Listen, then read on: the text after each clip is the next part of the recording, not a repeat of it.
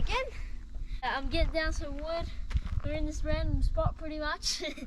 On our way to Undara lava tubes. Yeah. Then we go fossicking. On our way tomorrow we'll go fossicking. See if we can find some sapphires.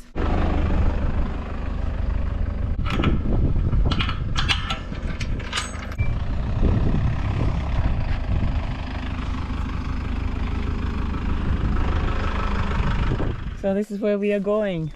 This is the Mount Fox volcano. So I found this rock. Looks like like half of Uluru being cut off. We're heading up there. That's a volcano. I haven't erupted in a few thousand years. So we should be safe. Let's hope it just doesn't erupt while we're up there. But Mum, be careful. There might be pops.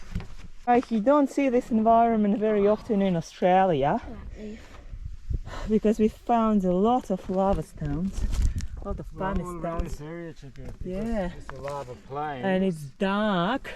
It's very volcanic active area. Black color, unlike all this dirt track that we came, it was red. Here it's all dark. So this volcano was formed 100,000 years ago by an eruption, and this area is 23 million years old. The guide that we were using was saying that it's not a very well formed trail, but it's pretty defined here, and at the moment we don't have to go through the long grass. We just follow our sun and our nose, and then on top we will get 360 degrees views, and we can even have a look at the crater. There's a way they make little tunnels. Yeah. And burn the tinder out. It's getting pretty steep. Yeah, I reckon we're even over halfway there. It's getting steeper and steeper. So on this trip we will be going, as I was saying, tomorrow Undara lava tubes. Then we will make a separate video about fossicking in Agate Creek, and then you go to Cobble Gorge. So stay tuned on Geo-G for more content coming. And today, after Mount Fox crater, we plan to go to the lava plains fossicking area known for sapphires. We'll see what we can find. Wow, there's a huge eagle flying here. I don't know if you can see it. I tried to capture it on my phone. Oh, he's coming, he's coming.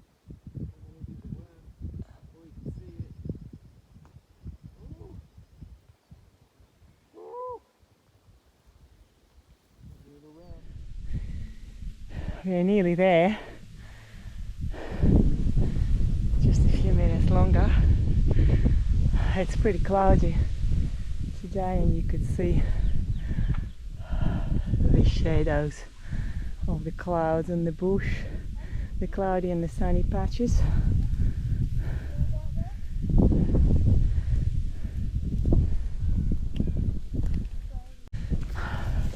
The crater, oh, I thought it was near, but actually it doesn't.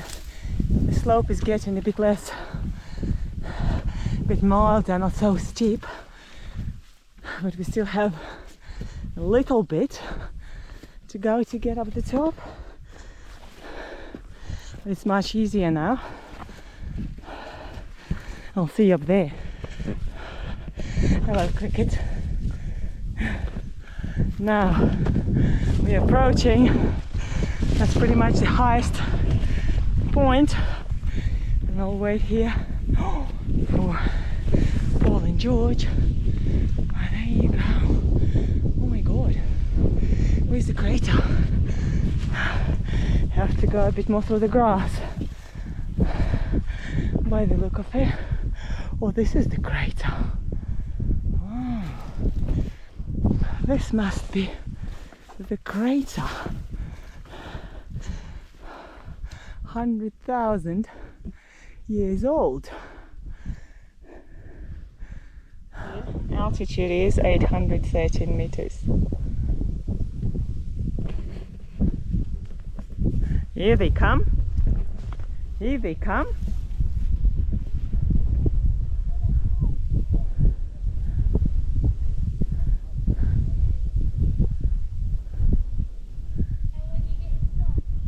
We're on the cauldron. We're on the cauldron of the volcano. Caldera, they call it in French. That's after the eruption. It goes down. It sinks. Is that the crater? That's it. That's the crater. It's a bit disappointing. It's not very big. What did you expect? It's filled in, mate. It gets hard and it fills in. But that's it. What? What? It's not like it. Then how come? Look at those volcanic rocks. Do you think do you think lava's still boiling down there? What's the sign? Huh. And Interesting. can it erupt any time? What do you think heats up the hot spring? Here we go, this is the highest point. Is it? This is a big marker. Yeah, probably. Look, we're on the other side. Go through the grass. Come. I'll just show it to you from the other side. Just look out for the snakes. There you go. And that's the view with Mount Fox Village there. 4G here, guys. Believe me or not, full 4G. We've got your 5 bars here. I don't need to go any further. And that's the tower. Green hills all like that all the way out. Okay. Oh, that's the snake territory. Okay, let's maintain this path. There you go, closer to the crater. As a reminder, the eruption happened 100,000 years ago. This is where it was formed.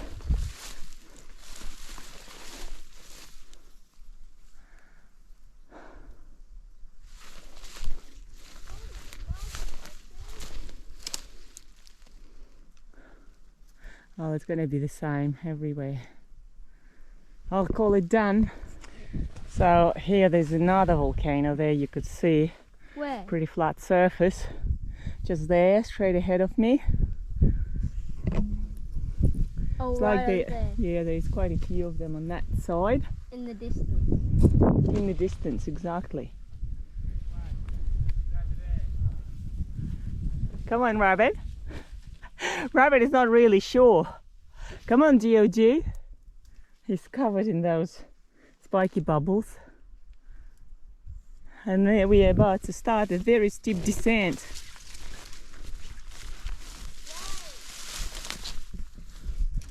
We are at the bottom.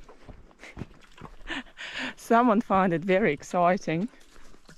Someone found it very, very disappointing and pretty stressful and not magnificent at all, especially going down.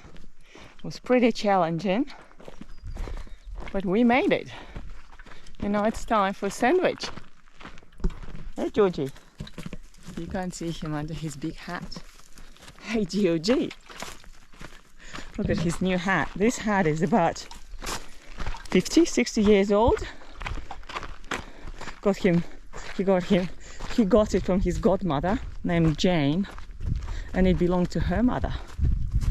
And this hat comes from Fiji, if I'm not mistaken.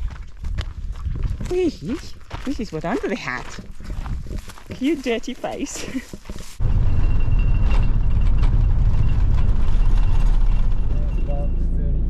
Kangaroo Hill Station, Kilcooley Station, Mount Fox. Kilcooley Station, Kangaroo Hill Station.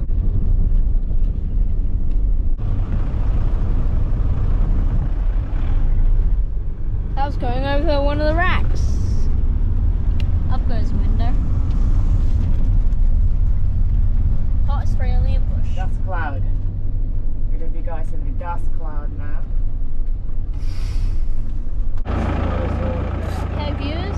I'll open the door.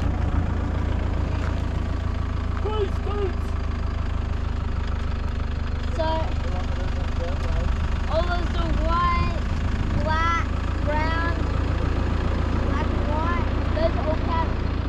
Why are there so many cattle around this big lagoon?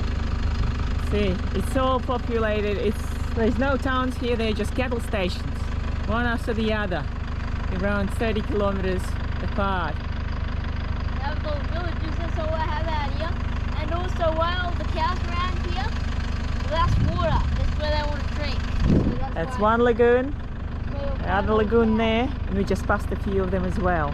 That's So we came a bit closer to this big lagoon, and look how many swans there are. There a few herons and mostly black swans, just populated with bird life.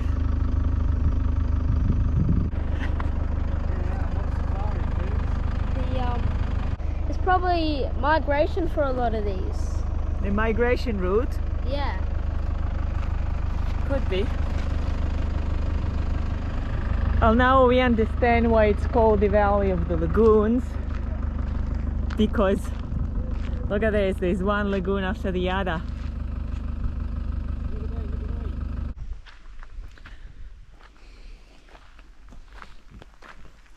That's the first river. We crossed so many rivers, they've been all dry, maybe crossed 20 rivers.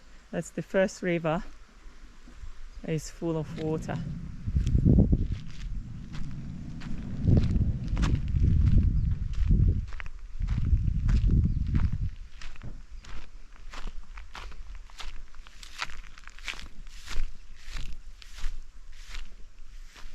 Very pretty. Burdekin River. Past many grids like that as well, keeping the cows away.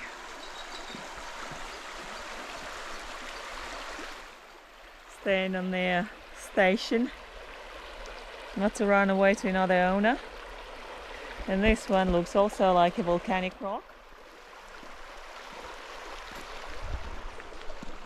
Look at our cowboy, all dressed up.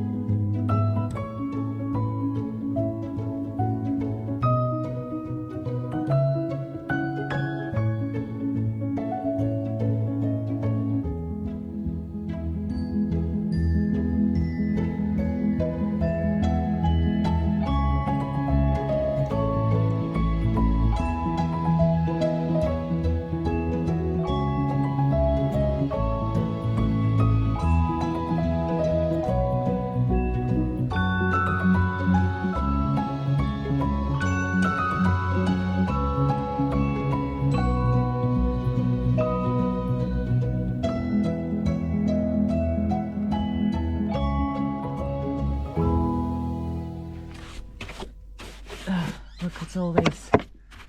I actually cleaned most of it. All the dust.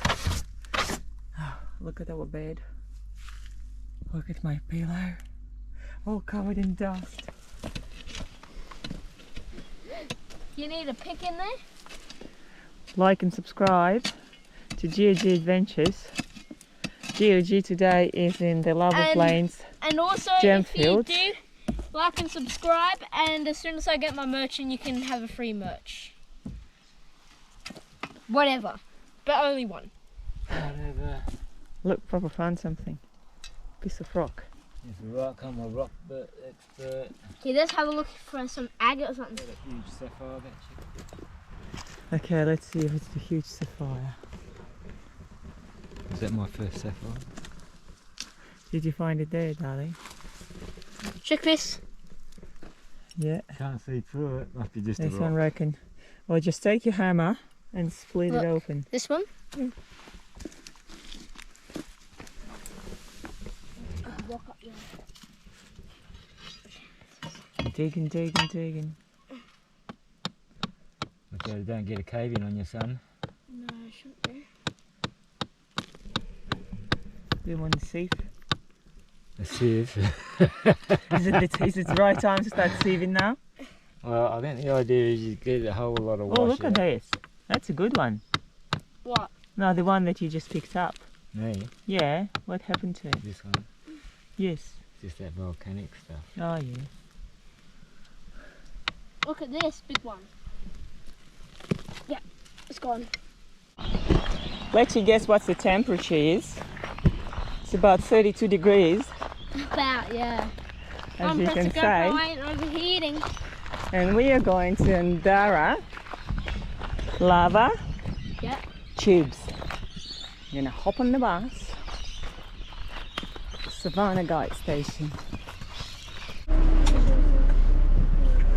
Then 190,000 years ago along came Undara. It was a shield volcano, but a little bit more special. It's called an embryonic shield volcano, and that means it was a very fast eruption with incredible volume. So the volumes I can't even fathom to tell you how much volume came out in a very short period of time. But there is a mountain range that we went past out the back of the lodge, 60 kilometres by 30 kilometres wide. It went to the south and it also went to the north, went right around that mountain and then ended up going joining up and travelling a total of 160 kilometres downstream, a world record. Now, what's so special about this volcano was its volume, but also the gradient down here is incredibly flat, 0.3%. So all that volume is very, very slow moving. So it's spread across the valley. It's about 12 kilometre wide front, but right in the middle of the valley, where we're standing right now, that's where the volume was its deepest and its hottest. So instead of eventually solidifying and creating another layer of basalt on top of the existing basalt, it melted its way through it, like candle wax. And you know how you drop candle wax on top of dry candle wax? It'll melt its way through. So it's melted its way through the basalt until it got to the granite. It can't go through, so we've now made a U-shaped channel. So now we've got a channel of boiling hot lava, 1,220 degrees Celsius, flowing very, very slowly downstream. But the atmosphere is cooling the top part of that lava flow. So it starts off as the skin at first. It's a bit like custard. So you know when you heat up custard, you get that skin on the top. All right, well that's exactly how it starts here. And then gradually that skin gets thicker and thicker and thicker and thicker until it becomes around about 3 to 5 metres deep. So it's going from a liquid form to a semi-solid form. And it's still pretty hot, but it's creating now it's created a roof over a channel that's now become a giant stormwater drain full of lava that's slowly draining out. Now let's have a look at the drainage, because you see it on the side of the walls here. See all those lines, horizontal lines down the side of the walls. You can see it over here as well. It's a bit like a bath mark, you know when you've been in the bath you get the bath ring. So that's the volume of it as it was starting to decrease, coming lower and lower and lower and lower until eventually it flattened out to a surface and the temperature started to cool down and it's gone from liquid to semi-solid and then solid. Now the cooling process takes an incredibly long time, probably centuries, something like this. So it's gone from 900, so around about 960 is when liquid lava becomes semi-solid and then starts to solidify from there. So as it's going through its cooling process, after it's drained out all downstream, it starts to contract. And when you get contraction, you end up with the walls and the ceiling starting to crack. That now affects the structural integrity of this lava tube. And as I mentioned earlier, 300 lava tubes collapsed because they could no longer withstand the force of gravity because they've now been compromised. So this one's perfectly safe. It's got lots of arch and it's got lots of mass. So arch, mass versus gravity. It's going to withstand it even if it's got a big crack in it. But what happened outside? Probably didn't have as much arch, might not have been as thick, might have been a very thin roof. Gravity, bang, down it come crashing down. That's how we end up with lava tube collapses. Hope you enjoyed this video. There's more coming. See you later.